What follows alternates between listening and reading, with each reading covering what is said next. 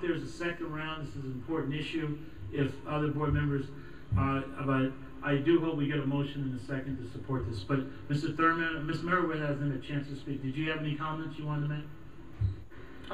Where did you get the 58? If you add up 26 and 32, that's the number of classroom teachers. The other ones are classroom support. The direct impact of in-classroom instruction is 58.6. If you look at it, 26 plus 32, that's direct. The 41 are those are administrators. Those are other positions that are not teachers. Those are not classroom teachers.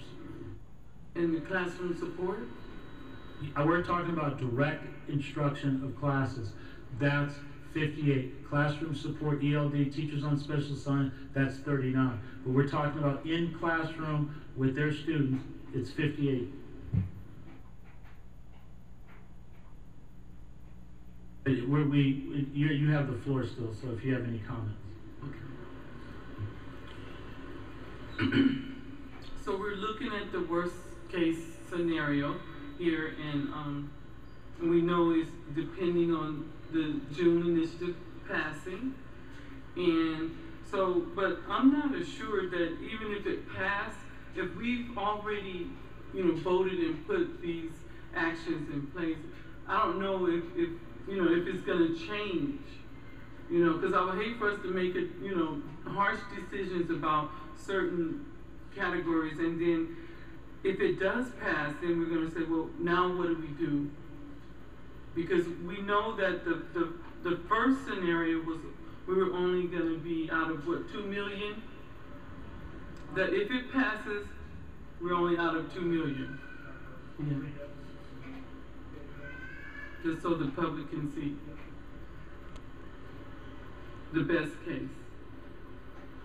So, and then the worst case is what we're working on now, and I understand that we have to move forward with this, but I really believe that if we're only talking about $2 million, I really believe that we can find that in our reserve money.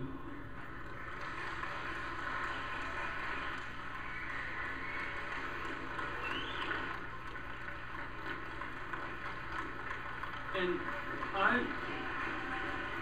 what I want to say is I've been in the education field for a very long time. I've been to Sacramento, I've talked to legislators, and I know that we're allowed to have a 3%. The law says to keep it at 3% reserve, and we have double that.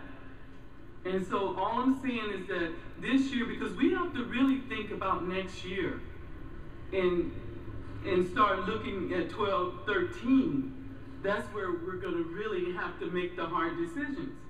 And I don't feel that this year that we have to just put this out on the table if we have the money. Because many of our teachers have sacrificed already, our support staff, and adult education, they have already suffered enough. And I think as a board, we need to unite together and make the decisions that we know is right. Oh, go ahead, Mr. Merriweather. We don't want you to. Go ahead, you still have the floor.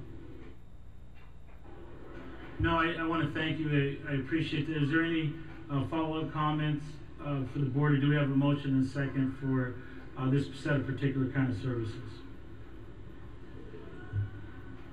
I'll move approval of this motion. Do we have a second?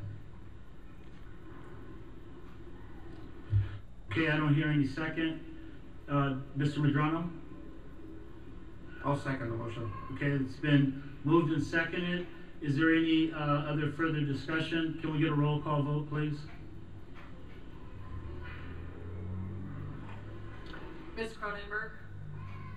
Yes. Mr. Medrano? Yes. Ms. Merriweather? No. Mr. Thurmond? No. Student Representative Danielle Gilliard?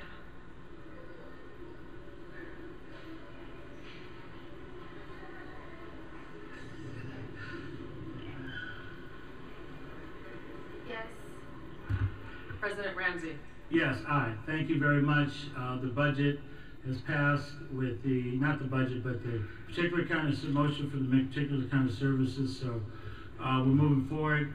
These are the budget priorities for next year. So want to thank the public for coming. We'll try to do our best for adult education. We'll try to do our best for those services. But for right now, so the public knows, we made a decision to keep class size reduction moving forward for next year, despite the circumstances, and hopefully we'll work hard and try to get the other things, but thank you very much, and those are, the board approved that 3-2, Dr. Harder. So we're now on to the consent calendar. First, we're going to have Mr. Medrano speak on C6, right? Adult Education Week? Adult Education Week. Okay. Do we have a speaker on the consent calendar? On C6. Okay, let's call that speaker first. Jerome Smith. Mr. Jerome Smith on item C6. Yeah, but